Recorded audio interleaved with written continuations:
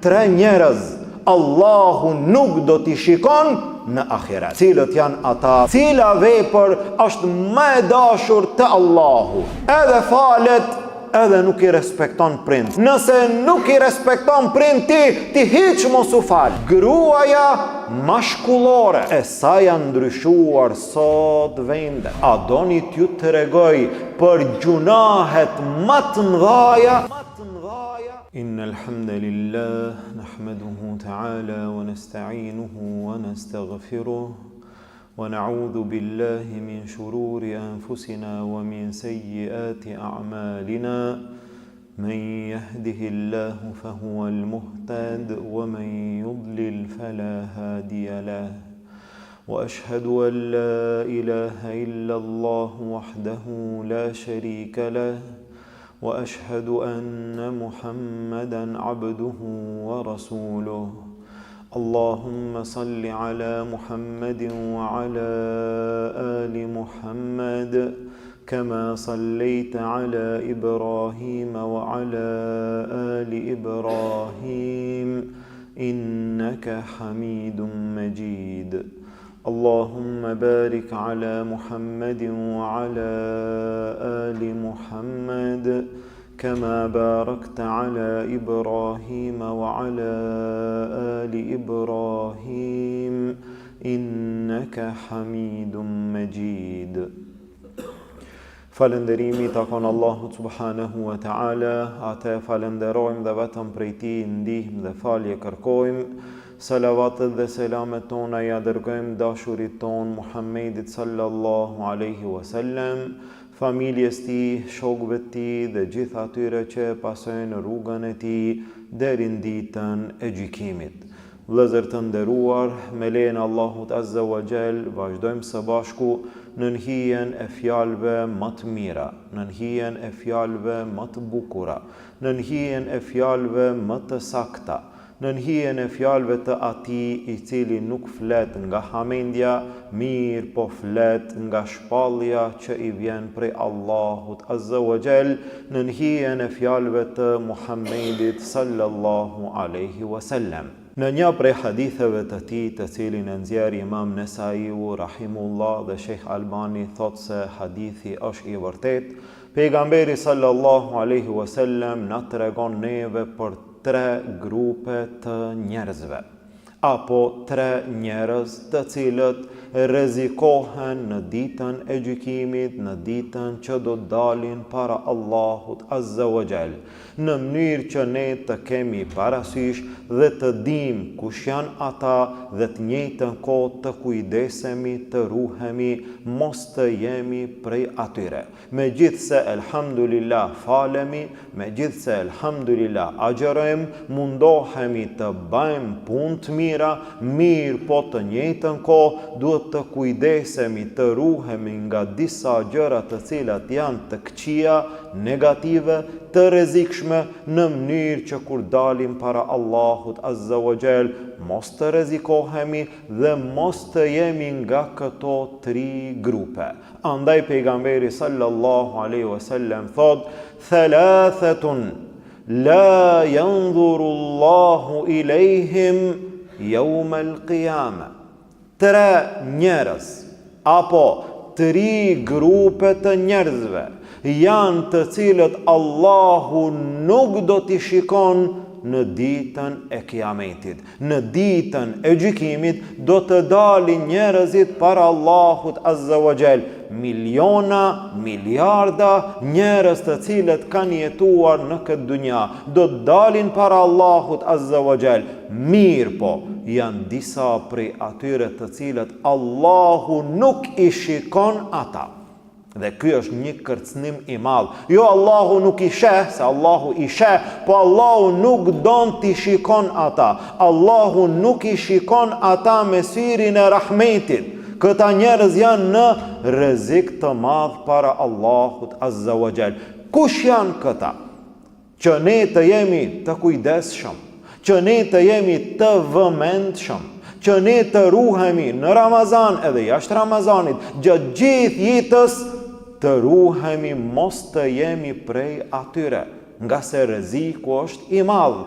Grupi i parë apo njeriu i parë, pejgamberi sallallahu alaihi wasallam tha: "El-aqu li walidayhi", ai i cili nuk i respekton prindërit e tij. Subhanallah, sa është rreziku i madh. Njeriu mos të kujdeset, mos të jetë i respektueshëm, mos të jetë i ndershëm, mos të sillet mirë ndaj kujt? Ndaj nanës, ndaj babës. Një gjë e tillë nuk është e thjeshtë. Një gjë e tillë nuk është e lehtë. Ama unë e falem, elhamdulillah. Unë agjëroj, elhamdulillah. Raportin me nanën edhe babën si e ki? Si është sjellja jote ndaj prindërve të tu? A janë ata më të respektueshmit në jetën tënde, apo ndoshta janë ata të fundit, duke u sjellur mirë me të gjithë jashtë dhe duke u sjellur keq me ata që janë brenda në shtëpi, në familje? Allahu Azza wa Jall urdhëroi dhe tha në Kur'an: "Wa'budullaha wa la tushriku bihi shay'a wa bil walidayni ihsana." Adhurojeni Allahun, mos i bani shok atij asgjë. Çështja e parë, adhuroj Allahun. Çështja e dytë, menjëherë, çështja e dytë, ndaj prindërve silluni mirë. Dhe një gjë e tillë ka ardhur edhe në ajete, ka ardhur edhe në hadithe të pejgamberit sallallahu alaihi wasallam, ku ne urdhërohemi pas adhurimit ndaj Allahut Azza wa Jall menjëherë të sillemi mirë ndaj prindve. Kështu u pyet pejgamberi sallallahu alaihi wasallam dhe i than: "Ja Rasulullah, cila vepër është më e dashur te Allahu?"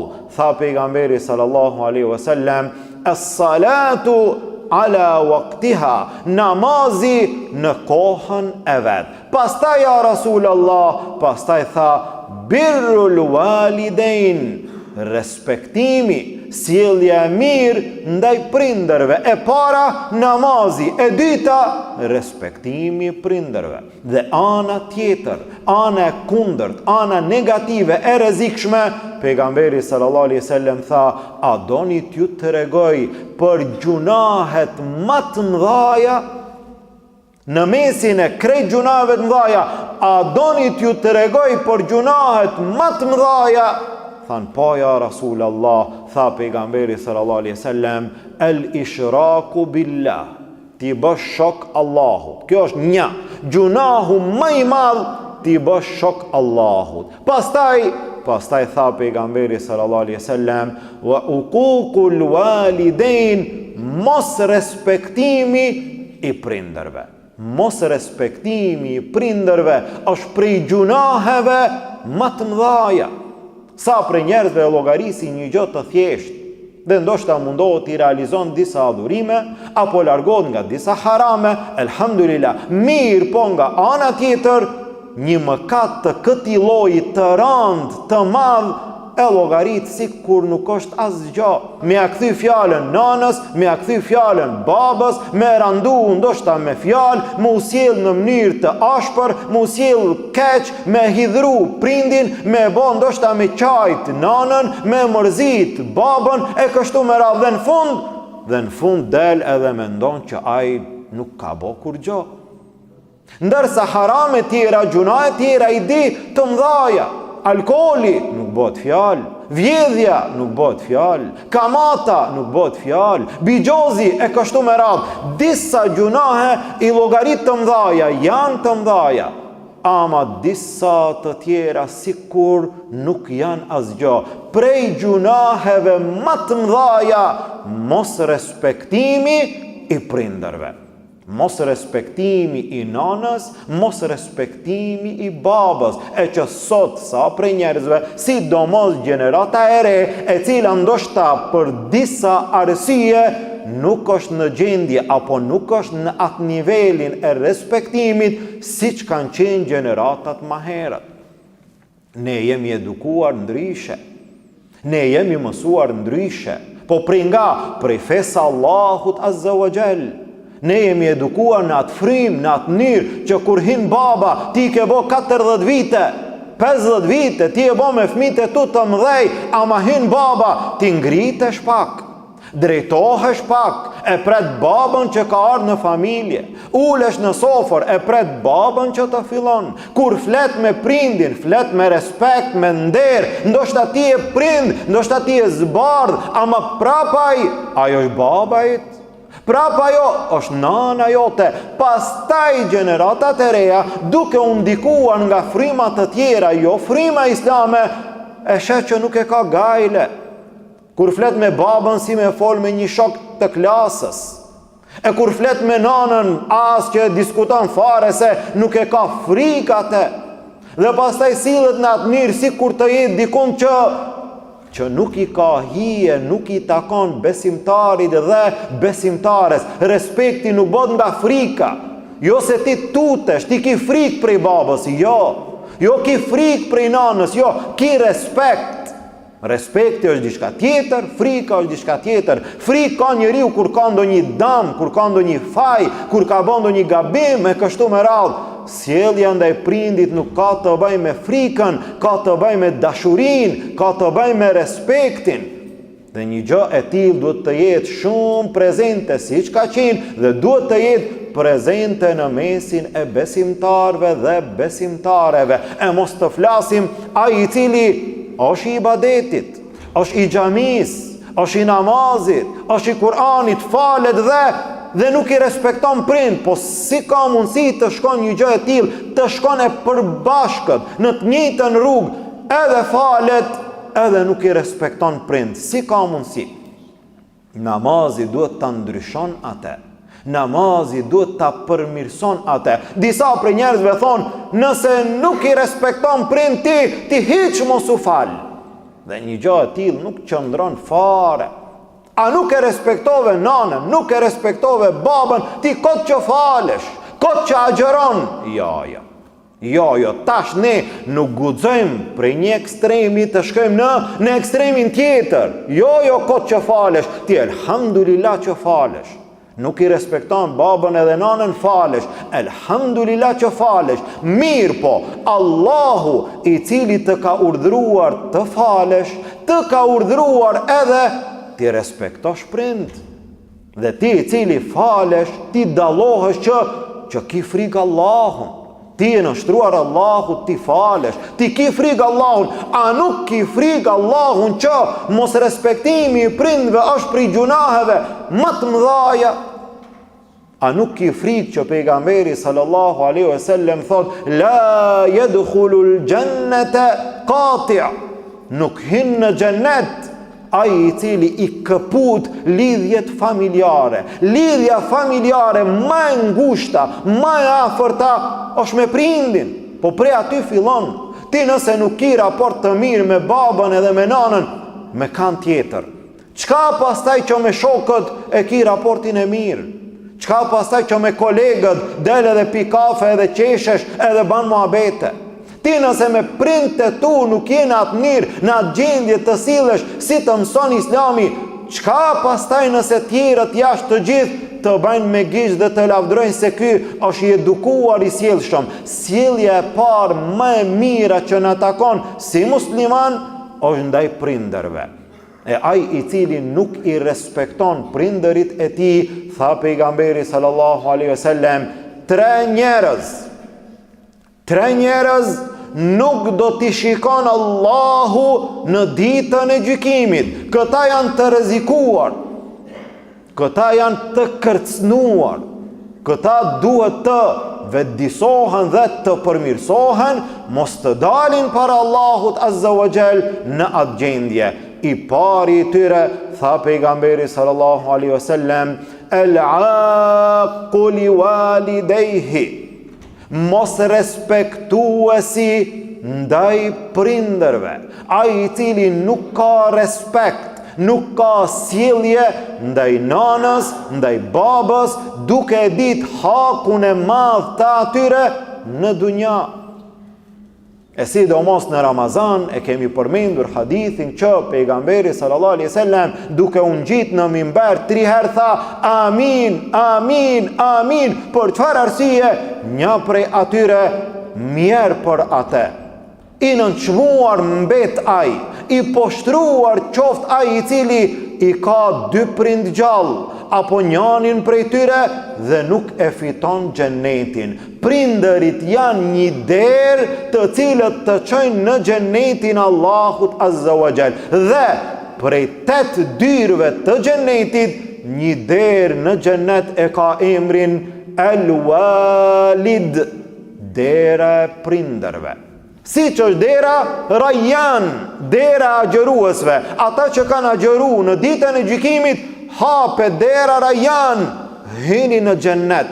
Ata që kanë agjëruar, hin nga kjo derë. Një derë tjetër në xhennet e ka emrin dera El-Walid, dera e prindërve. Ai I cili I ka respektuar prindët e tij, nanën edhe babën, do t'i hapet kjo derë që të hinë në xhenetin Allahut Azza wa Jall në përmjet kësaj dere. Pra mos respektimi prindërve është prej gjunaheve më të mëdhaja, prej gjunaheve më të rrezikshme. Njeriu I dytë apo grupi I dytë, tha pejgamberi sallallahu alaihi wasallam, wal mar'atu al mutarajjila al mutashabbiha bir rijal, dhe gruaja mashkullore, e cila mundohet të ju përngjaj burrave. Subhanallah.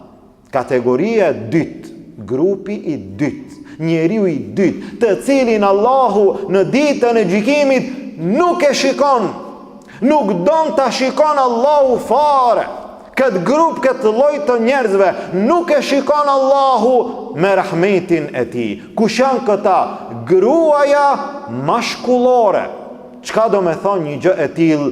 Gruaja e cila është grua, Allahu e ka krijuar grua, femër, mundohet në jetë të paraqitet burr. Mundohet me zor të merë cilësi të mashkullit të burrit. Subhanallah, e sa janë ndryshuar sot vendet. Në hadithin tjetër, tha pejgamberi sallallahu alaihi wasallam, Allahu I ka mallkuar ato gra që mundohen të ju përngjajnë burrave, dhe ato burra që mundohen të ju përngjajnë grave. Në çfarë aspekte? Në cilësi të ndryshme. Dhe shikoje sot. Grua e cila ndoshta në pamje mundohet të ju përngjan burrave, në veshje mundohet të vishet sikur burrat, në punë mundohet të I ban punët e burrave, në sjellje mundohet të sillet sikur burrat, dhe nuk lëshon rrugë dhe ruju prej saj. Me bë me ndodh dikun mu fjalos, liroja rrugën. Ajo është në vend të burrave, reagon ma shumë se sa një burr. Sillet ashpër ma shumë se sa një burr. Qëndron në një mënyrë që nuk I takon ndoshta as burrave. Ajo paraqitet në atë gjendje dhe mundohet që ta luajë rolin e burrave. Një gjë e tillë, Allahu Azza wa Jall e ka krijuar femrën femër, mashkullin mashkull. Kur gruaja bëhet grua mashkullore, apo kur burri bëhet burr femëror. Këto janë ndryshimet e gjinive dhe ndryshimet e natyrës që Allahu I ka krijuar në një anë krejt të kundërt. Dhe kjo pastaj ka pasoja. Një prej dietarëve I cili pyetet për rastet e shkurorzimit, janë shtuar rastet e shkurorzimit në vendin tonë, në vendin e tyre. Por çfarë arsye? Cili është sebepi, cili është shkaku që janë shtuar shkurorzimet, po ndahen burrat, po ndahen gratë, por çfarë arsye? Thot arsye e parë, gratë janë burrëruar. Gratë janë bë burra. Gruaja në shtëpi, në familje, në shoqëri mundohet me lujt rolin e burrave, dhe kur bëhet në një familje një burr edhe një burr, nuk funksionon. Nuk shkon. Burri kur gruan e ka me sjellje të burrit, edhe ajo është burri, edhe gruaja mundohet të bëhet sikur burri I saj, atëherë vjen përplasja, edhe nuk shkon, nuk funksionon deri kur? Deri në ndarje. Dhe kjo është e rrezikshme. Mos të flasim në pamje, mos të flasim në veshje, mos të flasim në raste të caktuara të ndryshme që që nuk bëhet dallimi. E mos të flasim për palën tjetër kur burri mundohet të merë cilësi të grave, kur e humb atë natyrshmërinë, atë burërinë që i takon atij. Sidomos në këtë kohë janë përzier gjëra deri në atë shkallë sa që ma nuk dallohet cili dhe cila. Dhe kjo është e rrezikshme, kjo është prej gjunave të rrezikshme, prej gjunaheve të mëdhaja. Në një prej rasteve para disa dite isha në një rend duke prit për një lloj pagese dhe e shoh dikan që e kam para dhe po pres rend. Para ishte një burr i veshur me veshje të burrit dhe në rregull unë e pres që të vije radha. Kur e çoj kokën e shoh që kishte qenë me vath, atëherë kuptova që është grua ama është vesh si kur burr. Thash subhanallah, di femër grua ama me veshje të burrave. Dhe ula kokën, presim që të paguajmë, të përfundojmë. Kur e përfundoj pagesën, kur u kthye një burr. Në realitet kishte qenë mashkull burr ama me 2 vath në vesh. Dhe ti ma nuk e di, a është mashkull, a është femër. Nuk e di nga se të 2 palët marrin cilësi të njëri tjetrit. Burr me 2 vath në vesh. Para mendoje, mashkull i cili hjek vetullat, njëjtë sikur gratë, me gjithë se hadithet kanë ardhur për kanë për gratë. Pejgamberi sallallahu alaihi wasallam na ka treguar për gratë. Allahu i ka mallkuar ato gra që i heqin vetullat. Po pse ato gra jo ato burra? Po gratë, se gratë e kanë bën një gjë të tillë gati çdo herë. I ka mallkuar gratë. Pse burrat jo? Po se bambe burri. Nuk e ban burri, por atë nuk është përmend. Ama sot e shet që burri, mashkulli sot të me ban. Edhe frizurën, edhe pamjen, edhe veshjen, edhe vetullat, edhe mënyrën, edhe stilin. Dhe gjitha këto nuk i takojnë besimtarit. Andaj grupi i dytë i rrezikuar është ai grup i cili gruaja mashkullore, e cila mundohet të ju përngjan burrave, dhe grupi i tretë për të cilin pejgamberi sallallahu alaihi wasallam tha nuk do ta shikon Allahu në ditën e gjykimit. Kush është ky? Tha pejgamberi sallallahu alaihi wasallam wad-dayyuth, dhe ai i cili është dayuth, dhe ai i cili është dayuz, dhe ai i cili nuk ka xhelozi për nderin e familjes së vet. E sa prej njerëzve sot janë civilizuar, janë përparuar, kanë arrit në atë shkallë që ka mundësi të thot është e drejta e vet, të une në familje ka liri. Ne nuk jemi ajo kategori që i shtrëngojmë gjërat, i ndalim, i pengojmë, këtu dil, këtu mos dil, atje ban me shku e këtu nuk ban me shku. Është e lirë, bashkëshortja është e lirë, vajza është e lirë, motra është e lirë, dhe ky i civilizuari në thojza nuk ka xhelozi për nderin e familjes së vet. Pejgamberi sallallahu alaihi wasallam tha wad-dayyuth, ai i cili e sheh të keqen, e sheh pandershmërinë në familjen e vet, në shtëpinë e vet dhe nuk xhelozon fare. Subhanallah, është e çuditshme. Njerëzit më herët edhe para se me qenë musliman kanë qenë burra, kanë xhelozu, kanë qenë në gjendje me vdek por nderin e vet. Dhe dikush që i thot vetes musliman dhe mos xhelozon, kjo është e çuditshme. Po për çfarë arsye ka arrit deri këtu, deri në këtë shkallë? Shkaku i kohës së ngushtë, do të përmendim shkurt disa arsye. Arsyeja e parë, imani i dobët. Arsyeja e dytë, ngrania e mishit të derit. Atje, në ato vende ku njerëzit hajnë mish deri, kanë shumë pak xhelozi apo s'kan fare xhelozi. 3. Përdorimi i lëndëve narkotike.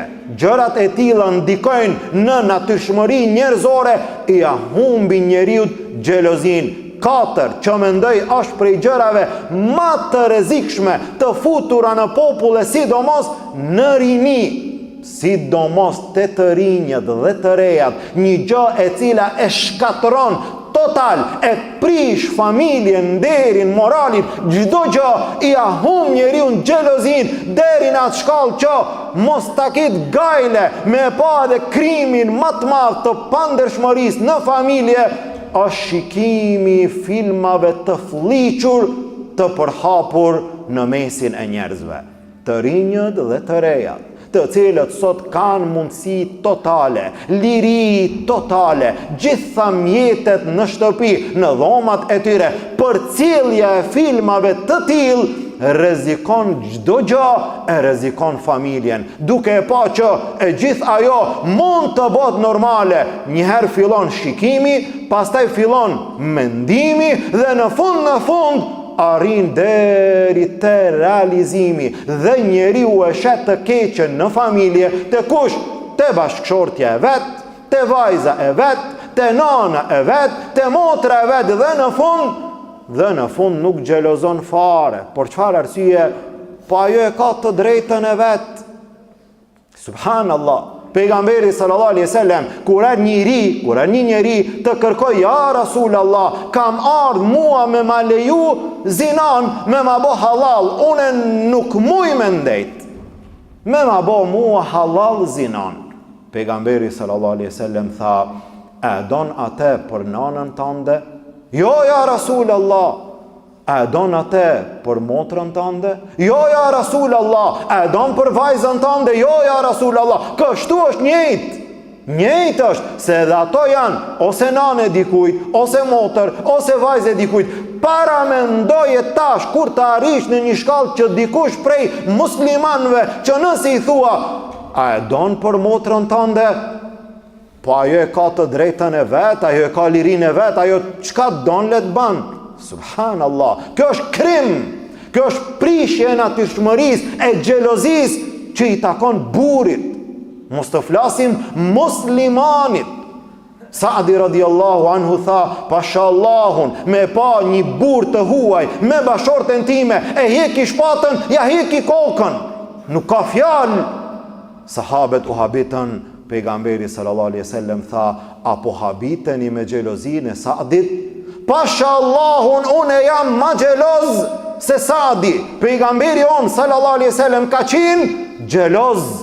Tha, Allahu është ma xheloz se une, por atë i ka ndaluar haramet, i ka venduar kufit. Muslimani duhet të jetë xheloz, duhet të ketë xhelozi për nderin e vet, deri në atë shkallë, sa që edhe nëse vdes, kjo nuk është rastisht, edhe nëse vdes, tha pejgamberi sallallahu alaihi wasallam, ai i cili vdes duke mbrojt nderin e tij, llogaritet te Allahu shahid. Ai i cili vdes për ta mbrojt nderin, ai nëse vdes del te Allahu si shahid. E burri muslimani vdes për ta mbrojt nderin, e ai i cili nuk ka xhelozi, ai nuk ka asgjë. Ati që i ka vdek xhelozia në zemër, i ka vdek zemra. Mirë, po ai nuk e kupton. Ky njeri quhet në Islam dejuth, njeriu i cili nuk ka xhelozi. Tha pejgamberi sallallahu alaihi wasallam, 3 njerëz Allahu nuk do t'i shikon në ahiret. Cilët janë ata? Mos respektuesi prindërve, gruaja e cila mundohet të bëhet burr me cilësi të burrave, dhe dejuthi, ai i cili nuk xhelozon për nderin e familjes së tij. Ne lutim Allahun azza wa jall, Allahu të na ruan dhe të na mbron nga çdo cilësi negative, nga çdo cilësi e keqe, nga çdo vepër e cila e hidhron Allahun, nga çdo dënim i cili vjen në ditën e gjykimit, kur do të dalim para Allahut azza wa jall. Lutim Allahun azza wa jall, Allahu ibadetet tona të na i pranon, gjunahet tona të na i fal dhe të na i pastron, nga dënimi i tij të na shpëton, në Jannatul Firdaus të na bashkon. Amin. Walhamdulillahi rabbil alamin. Wa subhanaka Allahumma wa bihamdik, ashhadu an la ilaha illa ant, astaghfiruka wa atubu ilayk.